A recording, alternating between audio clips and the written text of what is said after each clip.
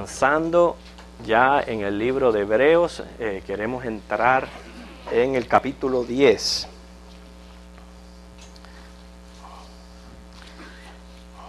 Capítulo 10 de Hebreos, ver si el tiempo nos alcanza para los primeros 4 versículos.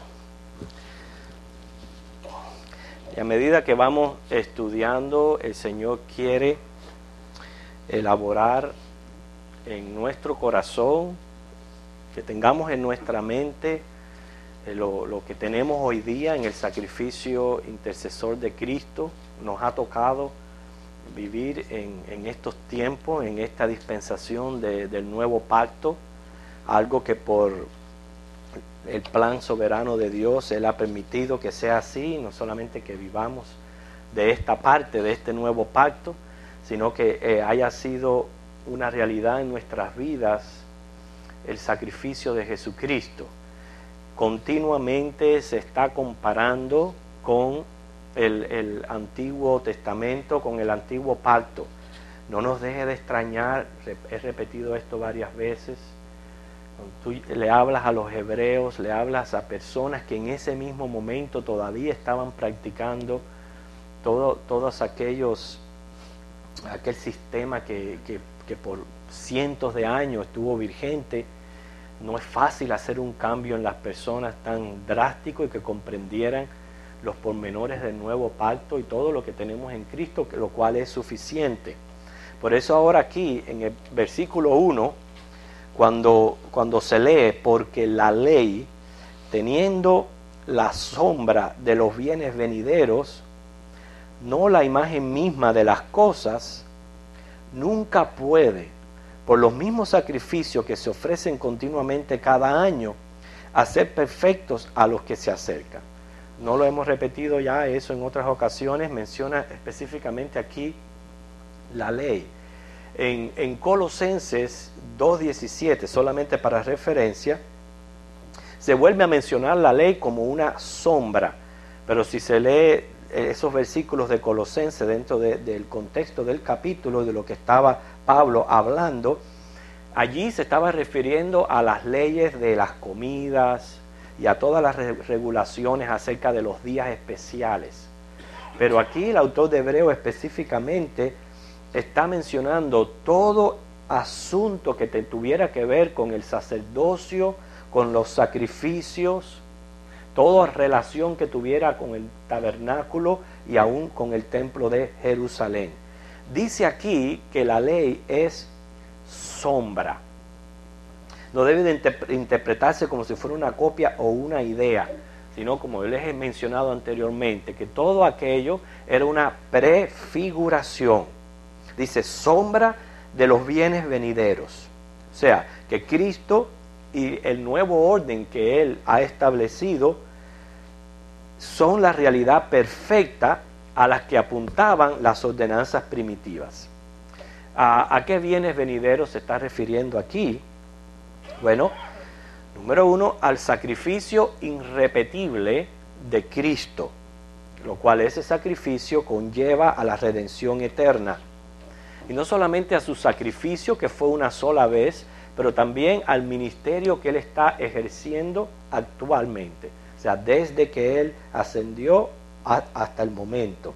Lo cual el ministerio de Jesús conlleva para nosotros, sabemos, un libre acceso delante del trono de Dios, a través del cual podemos adorar a Dios.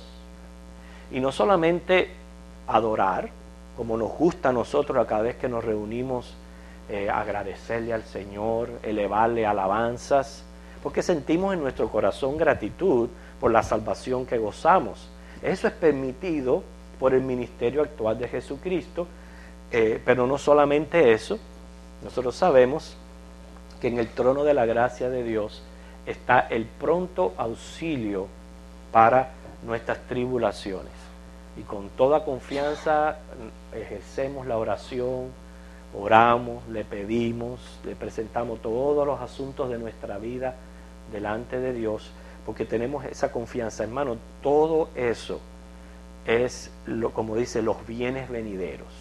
Los bienes venideros están en Jesucristo. Ya les dije, por su sacrificio que fue una sola vez y por el ministerio que Él está ejerciendo actualmente.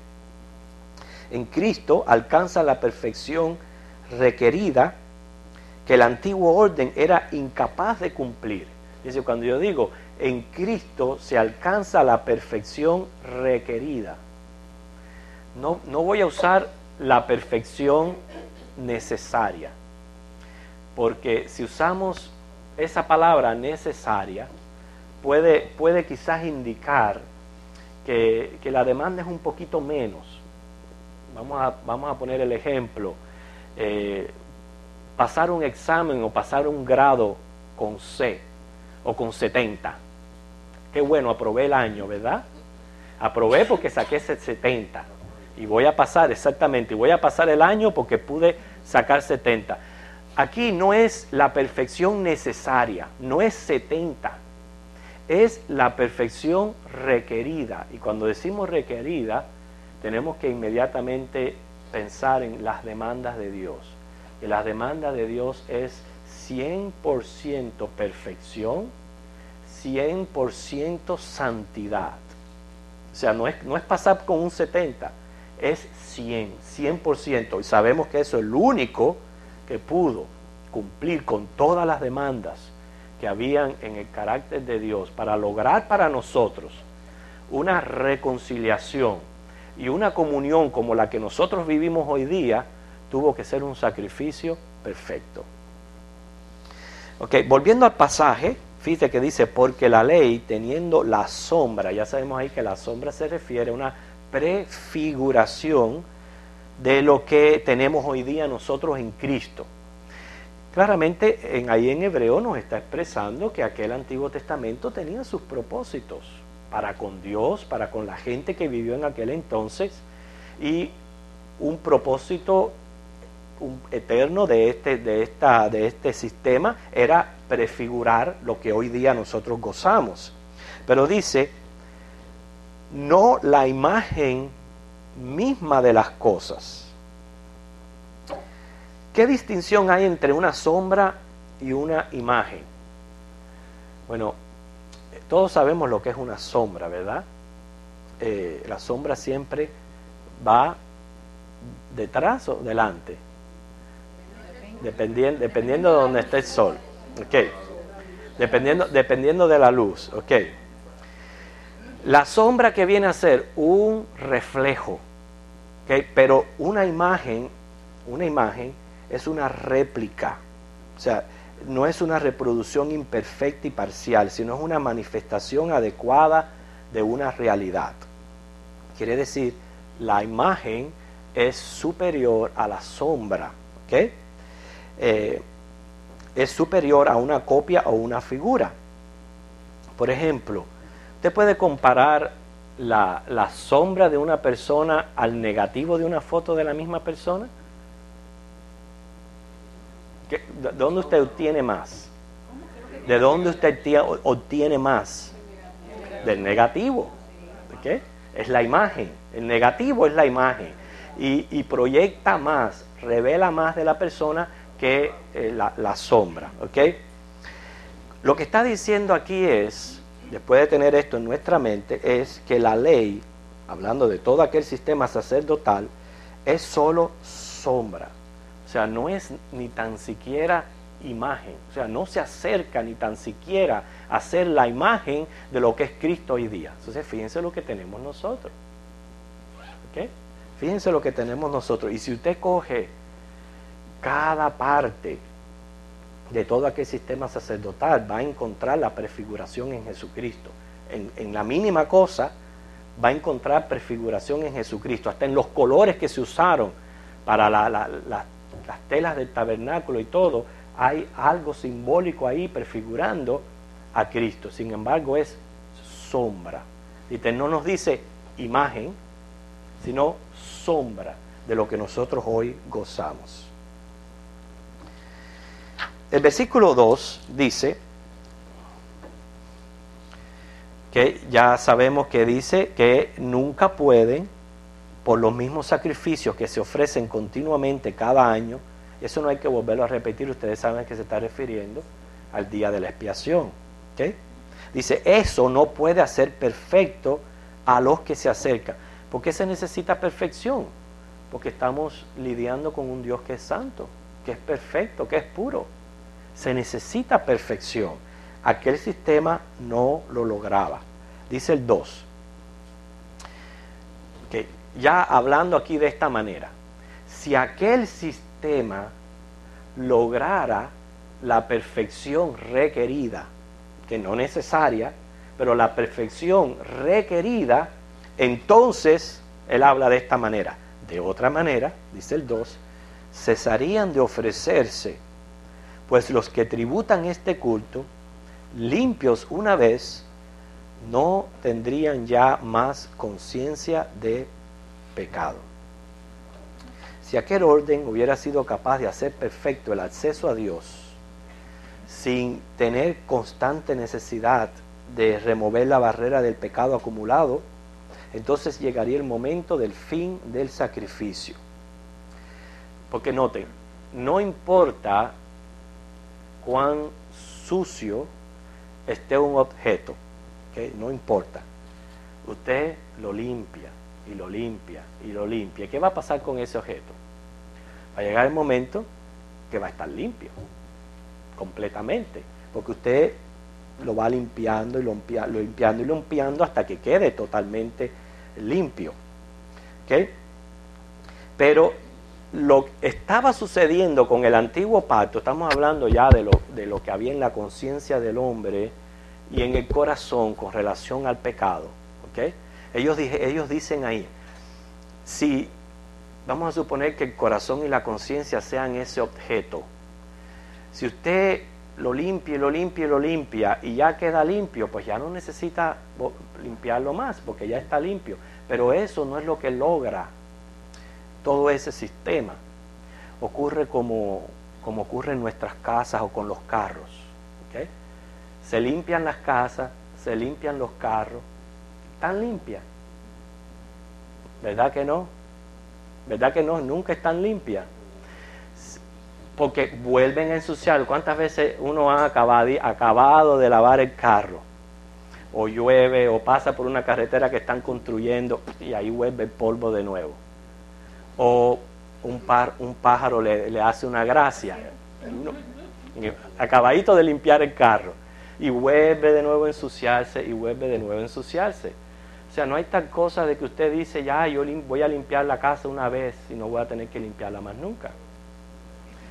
¿Okay? No hay tal cosa que usted diga, me voy a bañar una vez y ya no me voy a tener que bañar más nunca. Si usted hace eso, créame, que le damos... Sí, pero hablando de limpieza, usted se baña una vez y dice, me voy a bañar una vez y para siempre, y al cabo del tiempo, créame, vamos a hacer una junta de negocio para ver qué hacemos con usted. Fíjense, si aquel antiguo orden hubiera sido capaz de limpiar la conciencia, entonces los adoradores habrían disfrutado de una comunión con Dios sin restricciones, tal como fue al principio antes de la caída. Porque la presencia de pecado en la conciencia es lo que impide la comunión con Dios. Okay, eso lo podemos ver en el Salmo 68, del 18 al 19, pero vamos a continuar. Por lo que la purificación marca el comienzo de la vida cristiana. Vamos a ver dos versículos, sin desmarcar aquí Hebreos. Primero, Hechos 15, 9.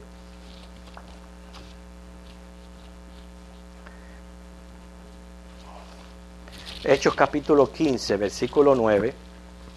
Refiriéndose aquí a lo que estaba ocurriendo en los gentiles,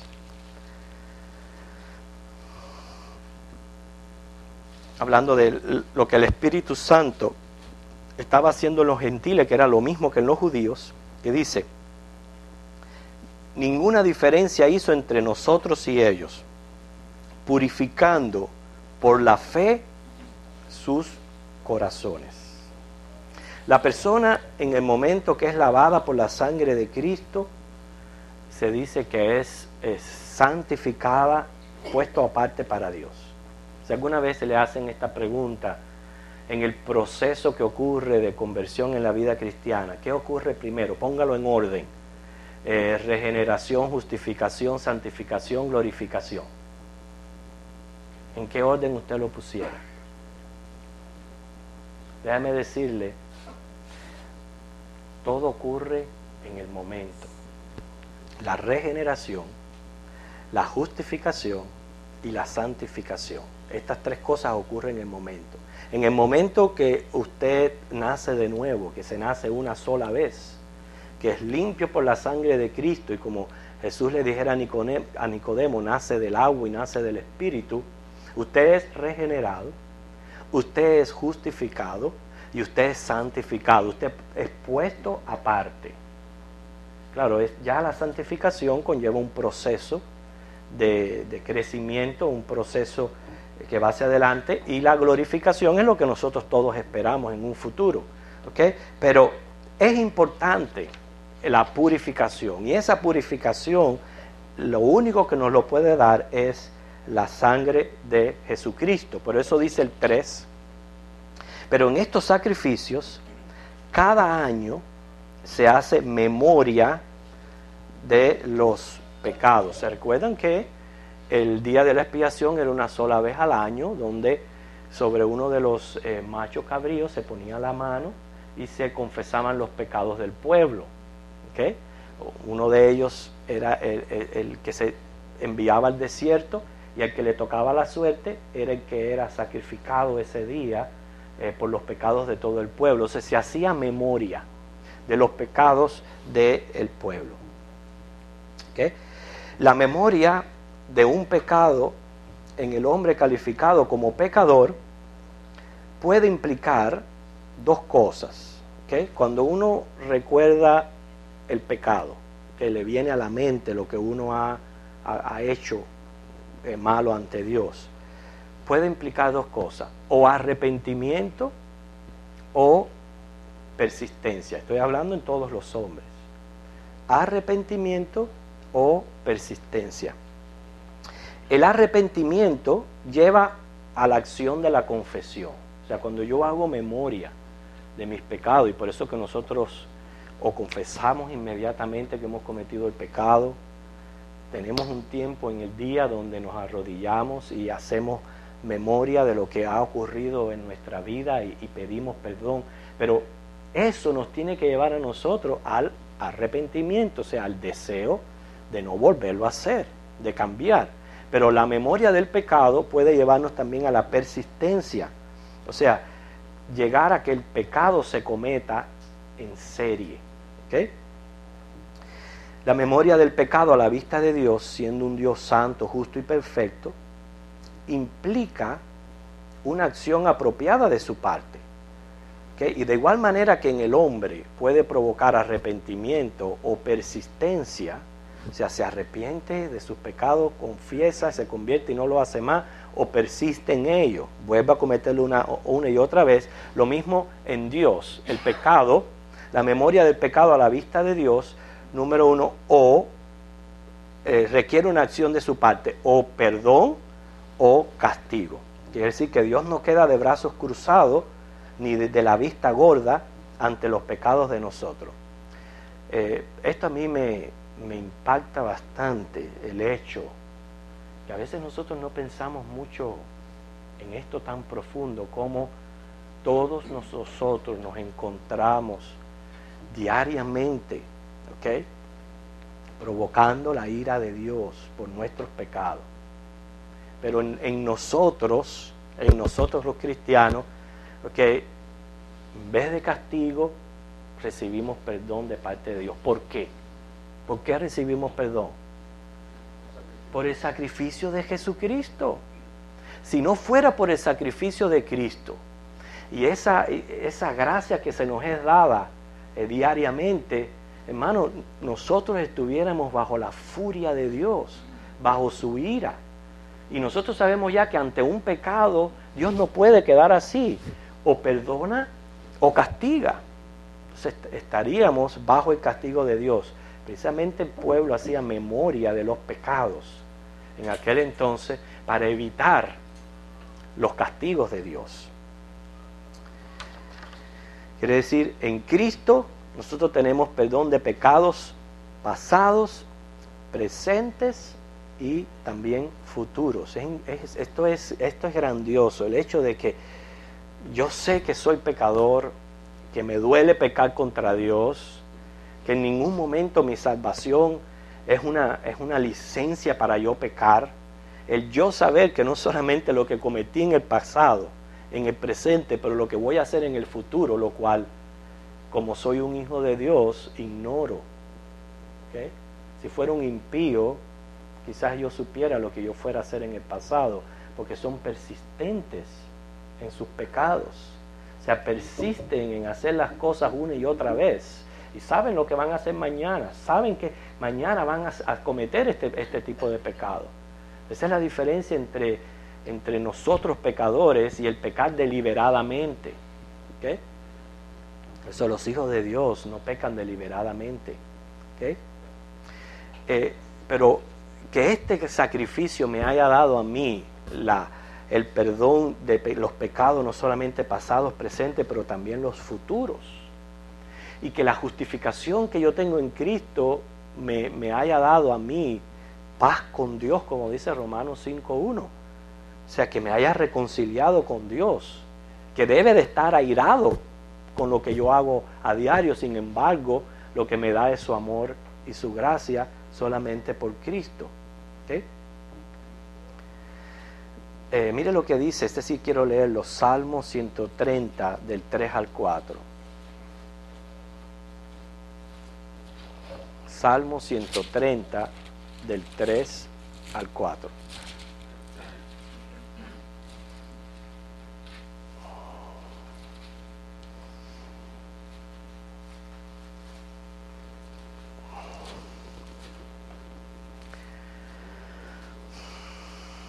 Que hablando de Dios, para que nosotros nos demos cuenta que Él es un Dios santo y perfecto. Él es el mismo Dios del Antiguo Testamento, que con sus mismas demandas de santidad y perfección.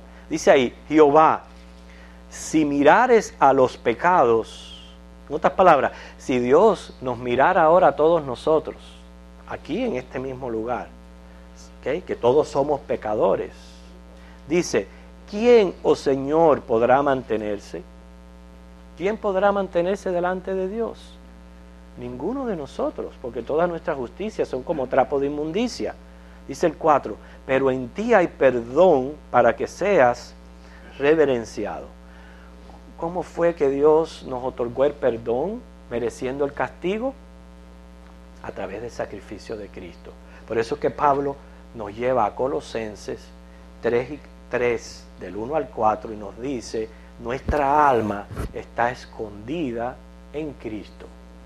O sea que Dios nos ve a nosotros a través de Cristo y por eso otorga el perdón cuando realmente lo que merecemos es el castigo. Vamos a ver el último versículo, el versículo 4, donde dice, porque la sangre de los toros y de los machos cabríos no puede quitar los pecados.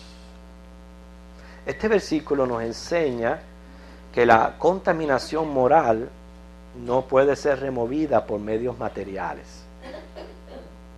Ya vimos que todo el valor que tenía todo aquel sistema, ¿okay?, era ser prefiguración o una lección objetiva de una realidad moral espiritual, o sea, de lo que iba a ocurrir en Cristo Jesús.